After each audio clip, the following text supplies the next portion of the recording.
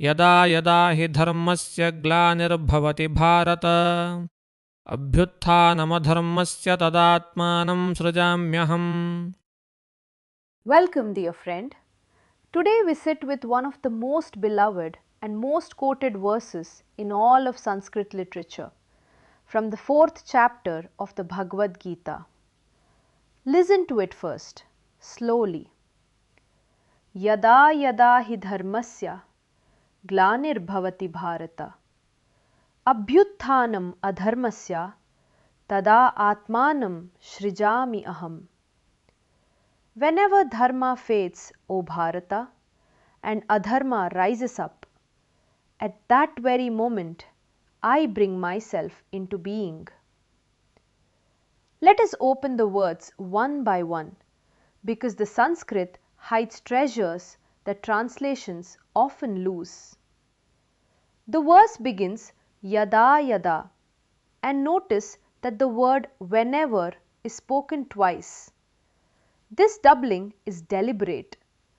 It does not mean once upon a time or if it should ever happen.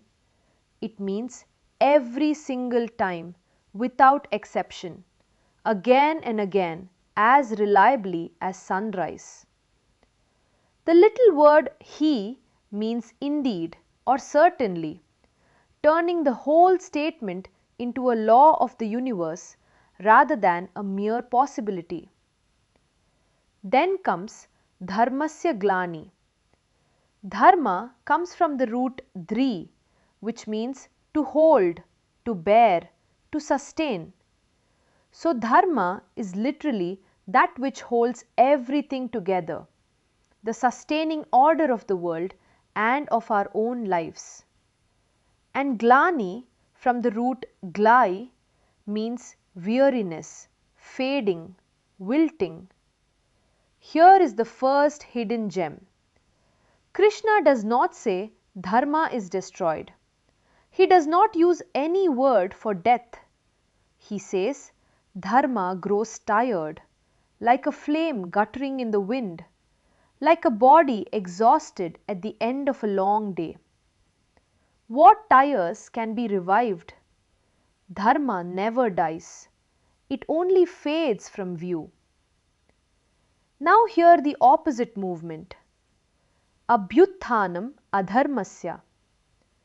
Abhyutthanam is built from roots meaning to stand up, to rise aggressively, almost like an uprising.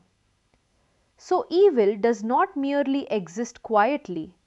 It stands up, it asserts itself, it seizes the stage, precisely in the space where goodness has grown weary. And then the answer, Tada Atmanam Shrijami Aham. Then I create myself. The verb Shrijami from the root Shrij means to pour forth, to emit, the way a spider releases its own thread from within itself. Krishna does not say, I am born, because birth would imply compulsion, being pushed into a body by past karma. He says, I freely emanate myself. The unborn one enters the world by his own sovereign choice. Where does this verse live? We are on the battlefield of Kurukshetra, moments before the great war of the Mahabharata. Krishna has just told Arjuna something astonishing, that he taught this ancient yoga to the sun god at the dawn of creation. Arjuna, being sensible, objects, You were born just recently.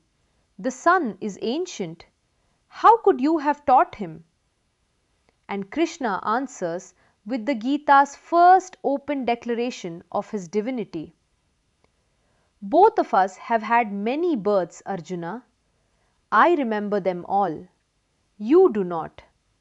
Though I am unborn and imperishable, I take form through my own power. And then comes our verse, telling us exactly when and why the divine descends. The very next verse completes the thought. to protect the good, to dissolve the wicked, and to firmly re-establish Dharma, I come into being age after age. This is the classical foundation of the Avatara doctrine, the teaching that the divine descends into the world repeatedly whenever the world needs it. Now let us go deeper, because this verse is not only about cosmic history. It describes a universe with a built-in corrective. Whenever, then. The structure is that of a law like gravity. Imbalance itself summons the counterforce. Evil at its very peak triggers its own antidote. This makes it perhaps the most hopeful verse in the entire Gita. The worse things become, the nearer the correction.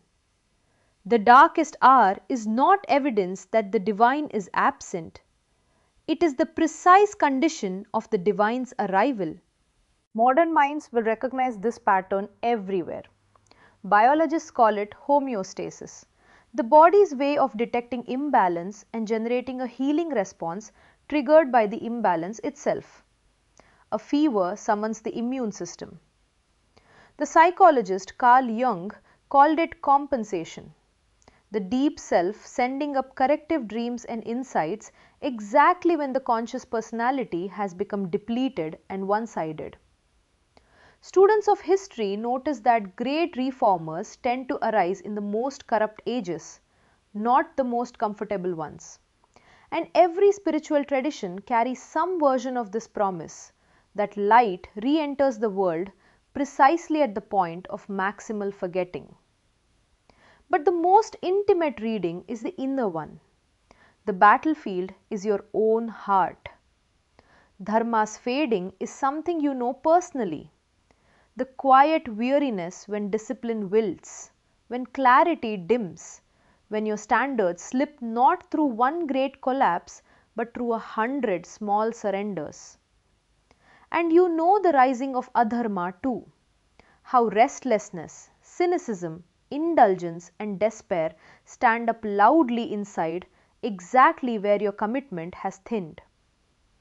The promise of the verse is that the moment this decline is honestly noticed, the higher can be invoked. The Avatara is not only a cosmic event, it is a repeatable inner event available to any heart that recognizes its own fading and calls for renewal. So let me leave you with 3 questions to carry into your quiet moments. First, where in my life is glaani happening right now? Not dramatic collapse, but the quiet tiring of something that once held me together. Second, what exactly stands up in me when my dharma tires? Which lower impulse rises in that vacuum? And third, when my world darkened in the past, what unexpectedly descended to correct it? And can I trust that pattern now? And here is a simple practice built from the verse's own structure. Call it the Yadaa-Tadaa Protocol. Each evening take 2 minutes. First, detect. Ask yourself, where did order fade in me today? Name one instance precisely. A skipped commitment, a shaded truth, a surrendered standard. Then descend. Perform one small deliberate act of restoration that very day. Send the postponed message. Redo the careless work. Offer the apology. Restart the abandoned practice. The discipline lies in the coupling. Never let a notice decline pass without a corrective response, however small. Whenever, then. Yadaa-Tadaa. Practice this and the verse slowly becomes part of your nervous system. You begin to trust that decay itself is a signal and that the signal is always answered. You stop waiting passively for rescue because you discover that the responding intelligence Krishna describes is also seated in your own heart, ready to rise again and again every single time. Yada yada hi dharmasya glanir bhavati bharata. Abhyutthanam adharmasya tada atmanam shrijami aham. May the light stand up in you whenever it is needed. Om Shanti, Shanti, Shanti. यदा यदा हि धर्मस्य ग्लानिर्भवति भारत अभ्युत्थानमधर्मस्य तदात्मानं सृजाम्यहम्